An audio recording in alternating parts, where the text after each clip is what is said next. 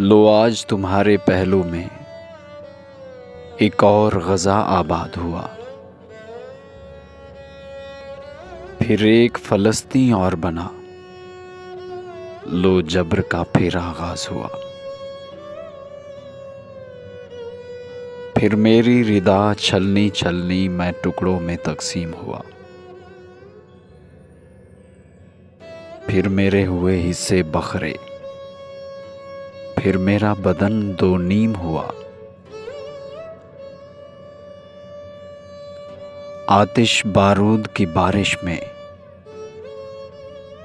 देखो मैं जल के खाक हुआ।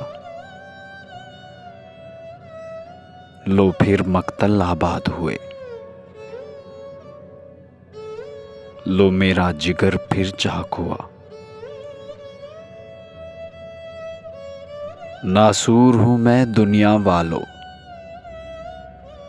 तहजीब के उरियां सीने पर। मैं अमन के नाम पे एक धब्बा, तारीख के कातिल चेहरे पर। तुम कितनी सलेबें गाड़ोगे,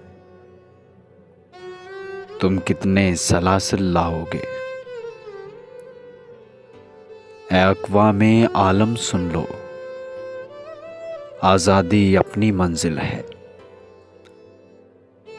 हम खाली हाथ ही चल निकले, हर गाम अगरचा मक्तिल है। लो आज तुम्हारे पहलू में एक और ग़ज़ा आबाद हुआ।